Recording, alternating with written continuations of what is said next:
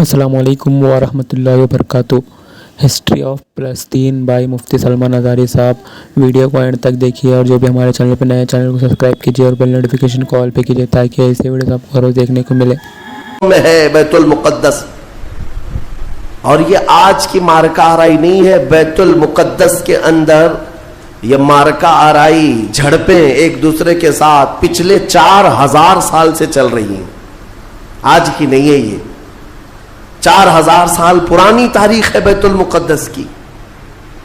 اور بیت المقدس جو آج فلسطین کی سرزمین پر واقع ہے، جس شہر میں وہ واقع ہے اس کو یروشلم کہتے ہیں، اور یہ حضرت ابراہیم علیہ السلام کا آباد کیا ہوا ہے۔ سیدنا ابراہیم علیہ السلام عراق کے رہنے والے تھے۔ عراق کے دریائے فرات کے قریب ایک چھوٹی سی بستی تھی، بابل کے قریب۔ وہاں سے ہجرت کر کے ابراہیم علیہ السلام فلسطین آئے اور وہاں ان کی اولاد ہوئی۔ ابراہیم علیہ السلام پوری دنیا میں 2 مقدس سرزمینوں کو آباد کرنے والے نبی ہیں۔ حضرت ابراہیم علیہ السلام سے ایک بیٹے پیدا ہوئے، اسحاق علیہ السلام۔ اسحاق علیہ السلام کو حضرت ابراہیم علیہ السلام نے فلسطین میں آباد کر دیا، اور دوسرے بیٹے ابراہیم علیہ السلام کے سیدنا اسماعیل علیہ السلام، اور حضرت اسماعیل علیہ السلام کو مکۃ المکرمہ میں آباد کیا۔ ابراہیم علیہ السلام کے 2 بیٹے 2 مقدس سرزمینوں کو آباد کرنے والے ہیں، ایک مکہ کو آباد کرتے ہیں اور ایک فلسطین بیت المقدس کو آباد کرتے ہیں۔ اور بنی اسرائیل اسی خاندان کو کہتے ہیں۔ ابراہیم علیہ السلام کے نیچے جو خاندان آیا، حضرت یعقوب علیہ السلام کی اولاد، اور تقریباً سارے انبیاء کرام علیہ السلام جو بنی اسرائیل کے ہیں وہ اسی فلسطین کی سرزمین میں پیدا ہوتے رہے، یا پھر ہجرت کر کے وہیں آئے۔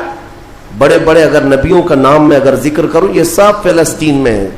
حضرت ابراہیم علیہ السلام، حضرت اسحاق علیہ السلام، حضرت یعقوب علیہ السلام، حضرت یوسف علیہ السلام، حضرت داؤد علیہ السلام، حضرت سلیمان علیہ السلام، حضرت زکریہ علیہ السلام، حضرت موسیٰ علیہ السلام، حضرت عیسیٰ علیہ السلام، حضرت یحییٰ علیہ السلام، یہ سب کے سب وہیں بیت المقدس کے ارد گرد آباد۔ وقت کے جلیل القدر پیغمبر بلکہ یہ رسولان اعظام ہیں، یہ سب فلسطین کی سرزمین پر آباد رہے۔ اس سے آپ اندازہ کر سکتے ہیں کہ وہ زمین کتنی برکت والی ہوگی، وہ زمین کتنی متبرک ہے۔ اور اس زمین کی چھوٹی سی اگر میں آپ کو تاریخ بتاؤں تو ابراہیم علیہ السلام کی اولاد کے آباد ہونے کے بعد بنی اسرائیل یہ سرکش قوم ہے بنی اسرائیل۔ یہ ادھر ادھر بھاگ کر چلے گئے، فلسطین میں آباد نہیں رہے، برسوں بھاگے پھرتے رہے۔ پھر موسیٰ علیہ السلام کا جب زمانہ آیا تو اللہ تعالیٰ نے آپ کو حکم دیا، اے موسیٰ آپ اپنی قوم کو لے کر اس ارض مقدس میں جائیں، مقدس سرزمین۔ قرآن میں بھی اللہ نے اس کو مقدس سرزمین فرمایا، یا قوم ادخلوا الارض المقدسہ۔ موسیٰ علیہ السلام نے کہا ہے میری قوم چلو مقدس زمین پر جاتے ہیں، اور پیٹ پھیر کر بھاگنا مت ورنہ خسارے میں آؤ گے، نقصان میں آؤ گے۔ جو اس مقدس سرزمین سے پیٹ پھیر کر بھاگے گا وہ بڑے گھاٹے میں رہے گا، قرآن کا فرمان ہے۔ ان کی قوم جو ہے موسیٰ علیہ السلام کی، اس نے جواب کیا دیا جانتے؟ بیت المقدس کی طرف موسیٰ علیہ السلام بلا رہے تھے تو وہاں ایک دوسری قوم آباد تھی، قوم عمالقہ۔ وہ اونچے چوڑے لوگ تھے، بڑے ہٹے تگڑے لوگ تھے۔ موسیٰ علیہ السلام کی قوم گھبرا گئی اور کہا کہ ہم نہیں آئیں گے۔ قالوا انا لن ندخلها ابدا ما داموا فيها، جب تک یہ قوم اس زمین پر ہے ہم نہیں آئیں گے۔ موسیٰ علیہ السلام بلانے لگے، چلو ان سے لڑائی کریں گے، اللہ تعالیٰ فتح عطا کرے گا۔ تو انہوں نے کہا اذهب انت وربك فقاتلا انا هاهنا قاعدون، موسیٰ آپ اور آپ کا خدا جا کر اس قوم سے لڑے، ہم بیٹھ کر دیکھیں گے لڑائی کیسی ہوتی ہے۔ ان کی قوم کا جواب یہ تھا۔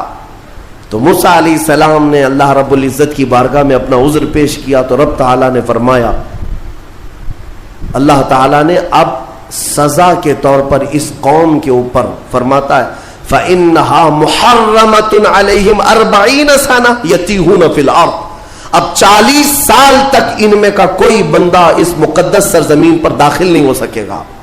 اللہ نے حکم فرمایا 40 سال ان پر یہ زمین حرام کر دی گئی, وہی بنی اسرائیل پر, اندر آ نہیں سکو گے اس بیت المقدس پر. اور اس کے بعد رب تعالیٰ نے فرمایا یہ بھٹکتے رہیں گے 40 سال.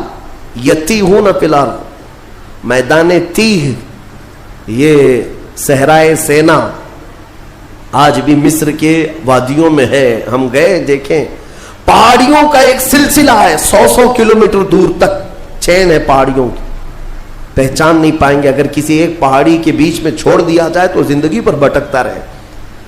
تو اس بنی اسرائیل کو ان پہاڑیوں کے بیچ میں چھوڑ دیا گیا, ان کو راستہ نہیں ملتا تھا. کب تک؟ 40 سال تک راستہ نہیں ملا, بھٹکتے رہے بھٹکتے رہے. وہ ان پہاڑیوں سے باہر آ ہی نہیں پاتے. ایک پہاڑ کراس کرتے سامنے سیم دوسرا پہاڑ نظر آتا, اس کو کراس کرتے تیسرا بھی سیم ویسا ہی نظر آتا. 40 سال گزر گئے بھٹکتے ہوئے. پھر موسیٰ علیہ السلام کی بھی وفات ہو گئی, ہارون علیہ السلام کی بھی وفات ہو گئی. اب یہ جتنے نافرمان تھے یہ مر گئے.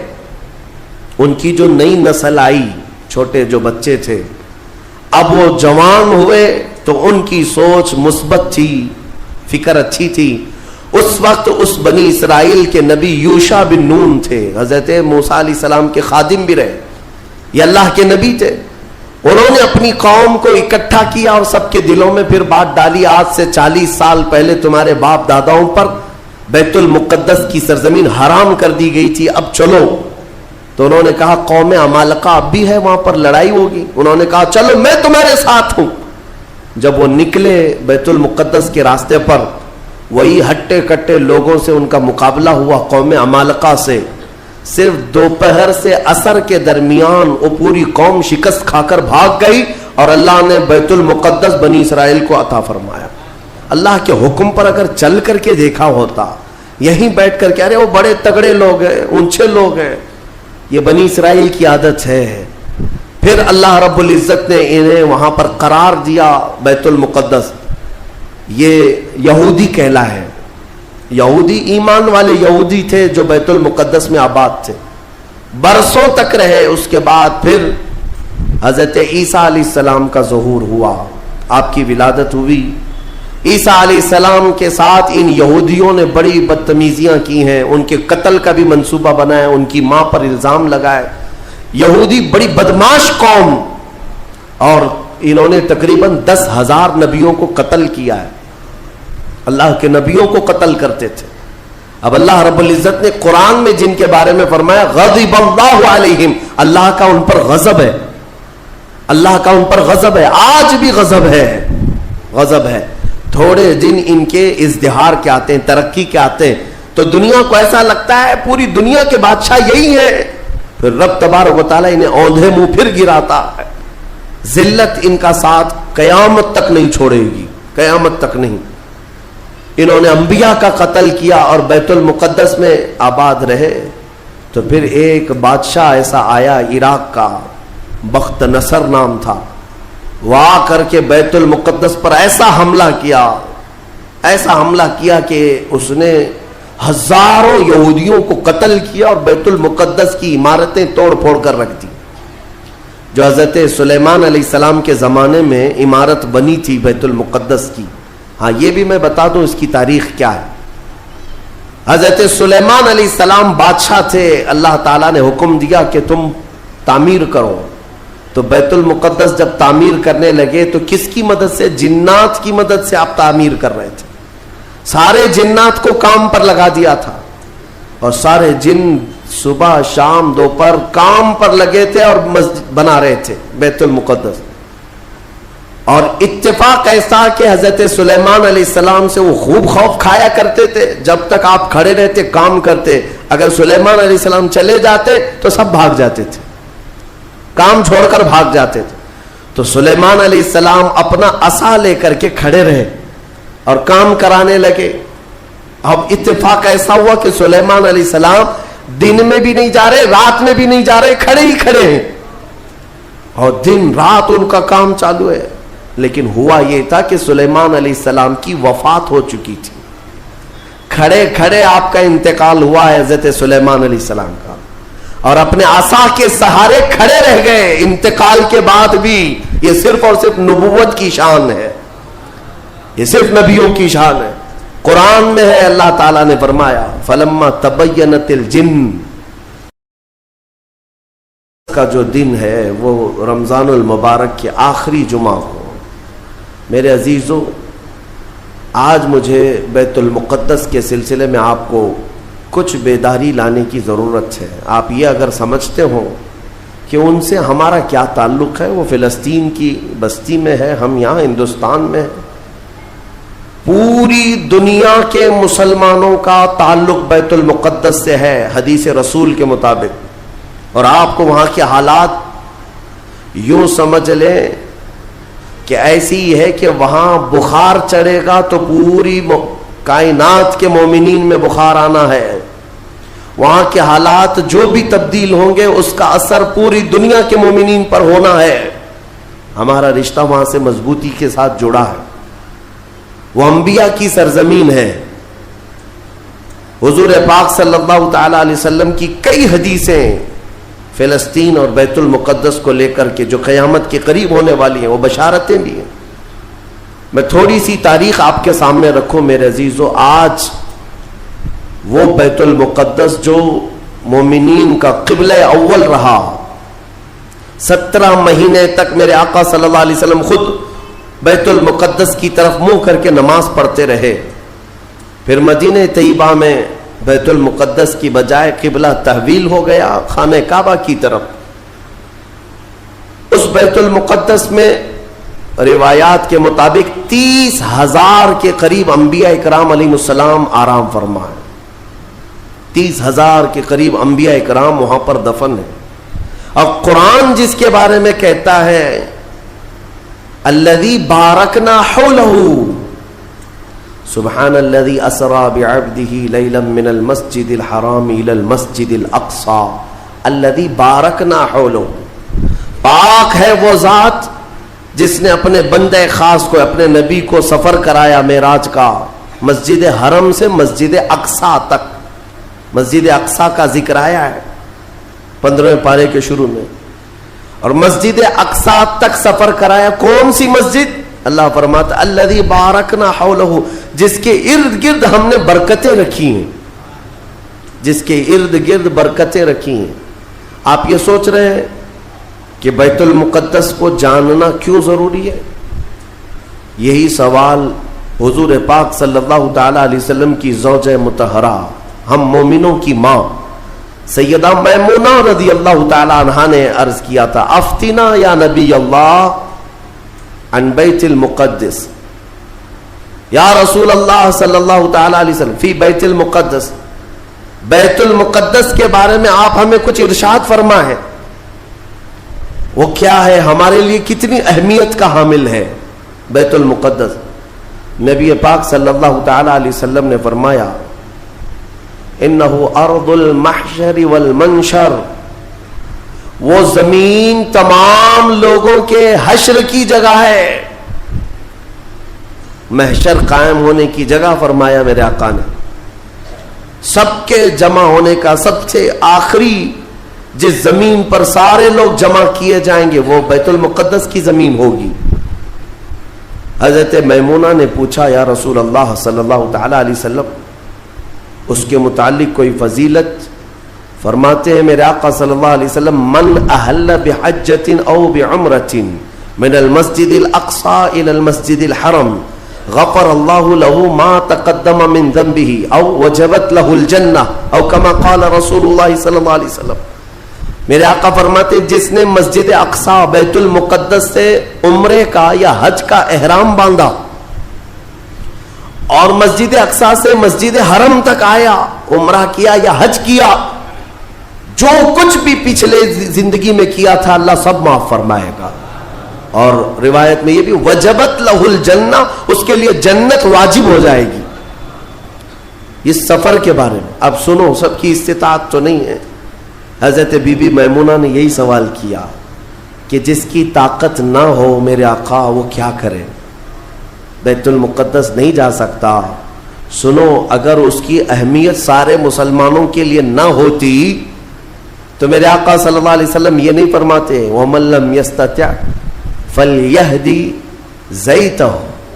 حضور صلی اللہ علیہ وسلم فرماتے ہیں اگر کسی کی طاقت نہیں ہے تو وہ تھوڑا تیل تو اس کے پاس ہو سکتا ہے، وہ تیل ہدیہ کر کے بیت المقدس بھیجے تاکہ بیت المقدس میں تمہارے بھیجے ہوئے تیل سے اگر چراغ بھی جلایا گیا یہ ثواب اس کو بھی ملے گا، عمرے کا ثواب ملے گا. یہ حدیث پاک میں ہے کہ اگر تمہارے یہاں سے ہدیہ کیے ہوئے بھیجے ہوئے تیل کو بیت المقدس میں کسی نے چراغ میں روشن کیا تو فرمایا گیا اس کے برابر اسے بھی ثواب ملے گا. یہ یوں ہی نہیں میں عرض کر رہا ہوں میرے عزیزو، اس کی اہمیت کا اندازہ آپ کو ہونا چاہیے. اور قیامت قریب کیسے آئے گی اس کے متعلق بھی حالات یہی میرے آقا نے فرمایا عمران بیت المقدس خراب یثرب وخراب یثرب فتح قسطنطینیہ وفتح قسطنطینیہ ظہور الملحمہ وظہور الملحمہ خروج الدجال او کما قال النبی صلی اللہ علیہ وسلم. یہ سیدنا معاذ بن جبل رضی اللہ تعالیٰ عنہ سے روایت حدیث ہے. میرے آقا فرماتے ہیں بیت المقدس آباد کر دیا جائے گا اور مدینہ ویران کر دیا جائے گا. مدینے کی ویرانی بیت المقدس کی آبادی ہوگی. بیت المقدس کے ارد گرد بڑی بڑی عمارتیں بن جائیں گی، آبادیاں بڑھ جائیں گی. اور مدینے کی ویرانی وہ کس طرح کی ویرانی وہ اللہ کے حبیب صلی اللہ تعالیٰ علیہ وسلم ہی بہتر جانتے ہیں. مدینہ زادہ اللہ شرفاً و تعظیما، وہ ہمارے دلوں کی دھڑکن ہے، وہ ہمارے آنکھوں کا سرور ہے. اور پھر آگے میرے آقا فرماتے ہیں پھر مدینے کی ویرانی قسطنطنیہ کے فتح کا سبب ہو جائے گی. قسطنطنیہ استنبول کو کہتے ہیں جو ترکی کا شہر ہے.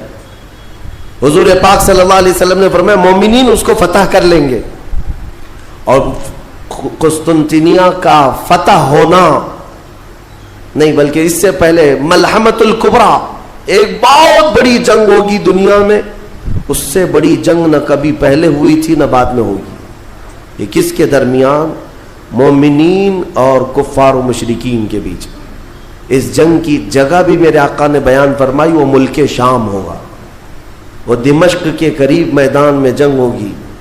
تمہارے خلاف لڑنے والے 80 جھنڈوں کے نیچے آئیں گے اور ہر جھنڈے کے نیچے 12,000 کی فوج ہوگی، یعنی تقریباً 9,60,000 کی فوج صرف مومنین سے لڑنے کے لیے حاضر ہوگی ایک میدان. اس میں جو مومنین مسلمان جتنے جائیں گے وہ کتنی تعداد ہے وہ اللہ بہتر جانے، لیکن میرے آقا نے فرمایا پہلے دن 1/3 حصہ میدان چھوڑ کر بھاگ جائے گا مسلمانوں کا. اور حضور پاک فرماتے ہیں وہ پورے روئے زمین کے سب سے بدترین لوگ ہوں گے، ان کی توبہ کبھی نہیں قبول ہوگی. جو میدان چھوڑ کر بھاگ چکے ہوں گے ان کی توبہ کبھی نہیں قبول ہوگی. دوسرے دن 1/3 جماعت 1/3 جماعت مومنین کی شہید ہو جائے گی، سب قتل ہو جائیں گے. اور حضور فرماتے ہیں وہ روئے زمین کے سب سے اعلیٰ قسم کے شہداء ہوں گے، سب سے افضل شہداء ہوں گے. اور میرے آقا صلی اللہ علیہ وسلم فرماتے ہیں 1/3 حصہ مسلمانوں کا باقی ہوگا، اللہ رب العزت اسی ٹکڑے کو فتح عظیم عطا فرمائے گا، فتح سے ہمکنار ہوں گے. اور اس کے بعد قسطنطنیہ فتح ہوگا. قسطنطنیہ فتح ہوتے ہی دجال ظاہر ہو جائے گا، دجال کا خروج ہوگا پوری دنیا میں. لیکن یہ بڑی جو علامتیں میرے آقا نے بیان فرمائی کہ دجال کا ظاہر ہونا، اس بڑی جنگ کا ہونا، یہ قسطنطنیہ کا فتح ہونا، ان سب کی اسٹارٹنگ کہاں سے ہوگی؟ وہ بیت المقدس سے. اس لیے بیت المقدس کو سمجھنا ہمارے لیے بہت ضروری ہے. آج یہودیوں کے تسلط میں ہے بیت المقدس، ان ظالم اور غاصب یہودیوں کے پنجوں میں ہے بیت المقدس. اور یہ آج کی مارکہ آرائی نہیں ہے. بیت المقدس کے اندر یہ مارکہ آرائی، جھڑپیں ایک دوسرے کے ساتھ پچھلے 4000 سال سے چل رہی ہیں، آج کی نہیں ہے. یہ 4000 سال پرانی تاریخ ہے بیت المقدس کی. اور بیت المقدس جو آج فلسطین کی سرزمین پر واقع ہے، جس شہر میں وہ جادو کی کتابیں تلاش کرنے کے لیے آج بھی یہ کھدائی کر رہے ہیں بیت المقدس کے ارد گرد. اور یہ جو تھرڈ ٹیمپل کہتے ہیں، تیسرا مندر تعمیر ہونا ہے، وہ تھرڈ ٹیمپل کا مطلب یہی ہیکل سلیمانی کو انہیں بنانا ہے، بیت المقدس کو ہدم کر کے، منہدم کر کے. یہ جو مسجد اقصی ہے اس کو ختم کر کے انہیں وہاں پر تھرڈ ٹیمپل بنانا ہے. یہ ان کا خواب ہے. یہودی وہاں سے قتل ہوئے، عیسائیوں کا قبضہ آیا. عیسائی تقریباً 300 سال تک آباد رہے. پھر ایک بادشاہ آیا، ایران کا بادشاہ تھا خسرو، اس نے بدلہ لیا اور اس کے بعد یہودیوں کو پھر سے آباد کیا. پھر اس کے بعد ٹائٹس نام کا ایک عیسائی بادشاہ آیا، اس نے پھر دوبارہ بیت المقدس پہ حملہ کیا. اس نے قریب 1 لاکھ کے قریب یہودیوں کو پھر قتل کیا. یہ قتل کون کر رہا ہے؟ عیسائی یہودی، عیسائی یہودی، اور دہشت گرد کوئی اور ہے. ہاں، پہلے زمانے کے دہشت گرد ہیں یہ، پرانے دہشت گرد. ایک ساتھ جینوسائڈ کرنا، جو نسل کشی کرنا، یہ یا تو عیسائیوں کا کام ہے یا یہودیوں کا کام ہے. ان کو قبضہ ملتا تھا تو ان کو مارتے، ان کو قبضہ ملتا تو ان کو مارتے. ٹائٹس نے پورا تباہ کر دیا. پھر بیت المقدس میں اس نے غلاظت ڈال دی، کچرے ڈال دیے. بہت کچھ برباد کرنے کے بعد یہودی وہاں سے نکل گئے. پھر میرے عزیزوں، وہ عیسائیوں کا تسلط ویسا ہی برقرار رہا. کب تک؟ جب تک سیدنا عمر ابن خطاب کا زمانہ آ گیا. اسلام کا یہ فتوحات کا سلسلہ تھا. میرے آقا کے غلام جس طرف جا رہے تھے زمینیں ان کے قدموں میں آ رہی تھی. یہ وہ دور تھا. تو حضرت عمر نے بھیجا کہ اب فلسطین کی طرف بھی ہمارے مجاہدین جائیں گے. اور وہاں عیسائی تھے، پوری دنیا کی خبر تو رکھتے تھے کہ کیا کیا ہو رہا ہے. رسول پاک صلی اللہ علیہ وسلم کے غلاموں سے لڑنے کی طاقت سب کے پاس نہیں. تو انہوں نے کہا کہ ہم لڑائی نہیں کریں گے، آپ آ جاؤ، آپ کے حوالے پورا بیت المقدس کر دیں. حضرت عمر کو خود ہی دعوت دے کر کے بلا لیا. اور جانتے ہیں ان عیسائیوں کی خباثت، یہ بڑے نرم دکھتے.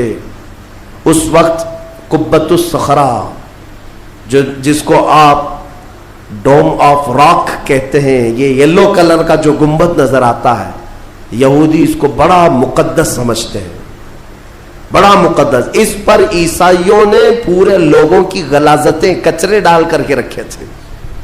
اس زمانے میں کوئی دوسرا گنبد تھا وہاں پر. یہ تو پھر اموی خلیفہ کے زمانے میں یلو کلر کا پھر سے بنایا گیا. لیکن اس زمانے میں کچرا ڈال کر کے رکھتے تھے عیسائی، یہودیوں کو جلانے کے لیے. یہودیوں کی وہ مقدس جگہ ہے. پھر حضرت عمر فاروق رضی اللہ تعالیٰ جب تشریف لائے تو جانتے ہیں کہ شان سے آئے تھے. سیدنا عمر فاروق مدینہ طیبہ سے نکل کر کے اپنے ایک تنہا غلام کے ساتھ بیت المقدس گئے. کوئی فوج لے کر نہیں گئے، اور وہ بھی ایسے کہ غلام کے ساتھ باری لگا لیا ہے. 1 میل میں گھوڑے پر بیٹھوں گا، 1 میل تو گھوڑے پہ بیٹھے گا. سفر میں 1 میل حضرت عمر بیٹھتے تھے گھوڑے پر، غلام رسی پکڑ کر چلتا تھا. 1 میل غلام بیٹھتا تھا، عمر فاروق رسی پکڑ کر چلتے تھے. دنیا کا اقتدار میرے آقا کے غلاموں نے یوں نہیں حاصل کیا، انہوں نے خود ہی کو فنا کر دیا تھا میرے آقا کی محبت میں.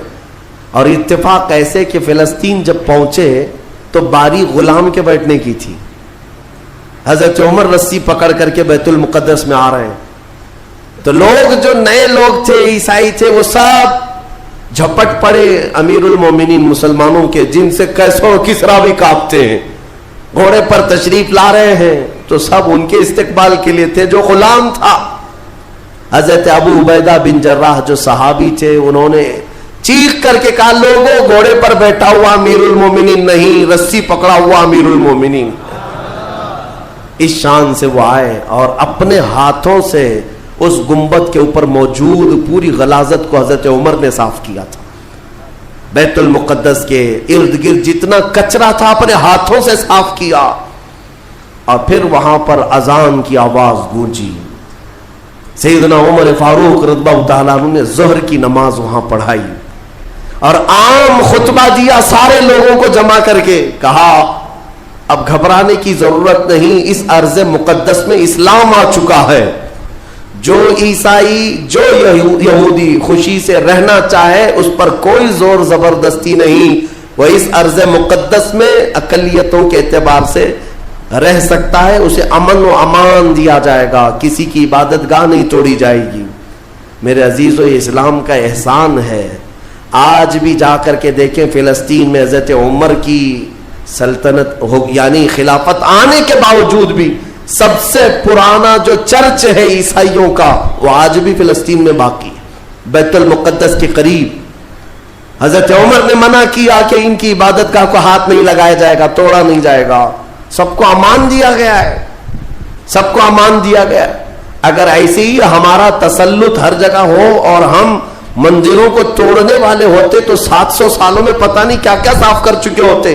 اسلام اس کی تعلیم دیا نہیں, تمہیں آزادی دی ہے کہ جو تمہارے ماتحت ہیں انہیں اپنی عبادت کرنے دے دیا جائے. ذمیوں کو جو اپنے دین میں قائم رہنا چاہتے ہیں انہیں چھوڑ دیا جائے گا, انہیں مارا نہیں جائے گا. حضرت عمر فاروق رضی اللہ تعالیٰ عنہ کے زمانے سے لے کر بیت المقدس مکمل اسلام کے دائرے میں رہا. یہ تقریباً 200 سال تک چلا, تقریباً 200 سال تک. پھر خلفاء جو آئے, فاطمی خلفاء, عباسی خلفاء, سلجوقی خلفاء, جو خلیفے تھے آپس میں ہی لڑ مر رہے تھے دولت کے لیے, پیسے کے لیے, علاقے کے لیے. ان کی آپسی لڑائیوں کی وجہ سے دوبارہ کمزوری آئی مسلمانوں کے درمیان, اور پھر سے صلیبی طاقتیں عیسائیوں کا پھر سے غلبہ ہو گیا. پھر سے بیت المقدس کو انہوں نے ہڑپ لیا. پھر 100 سال تک بیت المقدس پر ان کا راج چلتا رہا, 100 سال تک. پھر انہوں نے یہودیوں کو مارا اور بیت المقدس میں جتنے مسلمان تھے سب کو عیسائیوں نے قتل کیا تھا. مسلمانوں کے خون کو فلسطین میں ایسا بہایا گیا تھا کہ لوگ چلتے تھے تو ہر ایک کا پیر خون سے بھیگ جاتا تھا, سڑکوں پر خون بہتا تھا انسانوں کا. عیسائیوں نے یہ قتل عام کیا تھا. 200 سال حضرت عمر فاروق رضی اللہ تعالیٰ عنہ کے فتح کے بعد, پھر 100 سال ظلم جبر استبداد کے بعد, پھر وہ وقت آیا کہ جب مولا تعالیٰ نے صلاح الدین ایوبی کو پیدا فرمایا. اور صلاح الدین جیسا جرنیل ہم نے تاریخ میں دیکھا نہیں. وہ عاشق رسول تھا, فنا فی الرسول تھا, زندگی سب وقف کر دیا تھا بیت المقدس کے نام پر. تقریباً 18 سال تک جنگلوں, بیابانوں, ویرانوں میں بھٹکتے رہے اپنی فوج کو لے کر. کتنوں سے مقابلہ کیا, اپنوں سے بھی غیروں سے بھی, کیونکہ جماعت کے غدار منافقین سے آپ کا بڑا مقابلہ ہوا ہے. سب سے زیادہ تکلیفیں حضرت صلاح الدین ایوبی کو یہ وہ ٹکڑے ٹکڑے جو بادشاہ ہوا کرتے تھے اور خلیفے بنے ہوئے تھے ان سے تھا, کیونکہ وہ عیاش تھے, اپنے حرم کو دنیا سے آباد کیے ہوئے تھے. صلاح الدین کو قتل کرنے کے منصوبے تک بنے, 4 بار جانی حملے ہوئے, پھر بھی اللہ جسے بچانا چاہے. صلاح الدین کا وہ دن بھی آ گیا جب 12,000 کی فوج لے کر 4 لاکھ صلیبیوں سے تنہا لڑ رہا تھا. کوئی مقابلہ ہو سکتا ہے؟ سوچو ذرا تاریخ میں. یہ میں اپنی لکھی ہوئی بات نہیں کر رہا ہوں, ایک انگریز تاریخ دان ہے, اس نے خود کتاب میں لکھا ہے کہ تاریخ کا ایک عجوبہ ہم نے دیکھا ہے کہ 4 لاکھ صلیبی عیسائی ایک جگہ تھے, پورا روم, یورپ سب مڑایا ہے, اور مقابل میں صرف اور صرف ایک سپہ سالار صلاح الدین 12,000 کا فوج لے کر آیا. 12,000. وجہ یہ ہے میرے عزیزوں, 4 لاکھ وہ لائے ہوں گے کھانے پینے والے, لوٹنے کھسوٹنے والے, لیکن صلاح الدین کے ساتھ جو 12,000 تھے وہ جان کا ہدیہ گنبد خضرا میں پیش کرنے والے تھے. ان عاشقوں کی جماعت تھی, اور اللہ تعالیٰ نے صلاح الدین ایوبی کو فتح عطا فرمائی. پھر سے پرچم اسلام لہرایا. میرے عزیزوں, یہ تاریخ تھی 6 صدی ہجری کی, اب یہ 15ویں صدی آ گئی ہے. 6 صدی ہجری سے لے کر بیت المقدس اذانوں سے گونجتا رہا, نمازوں سے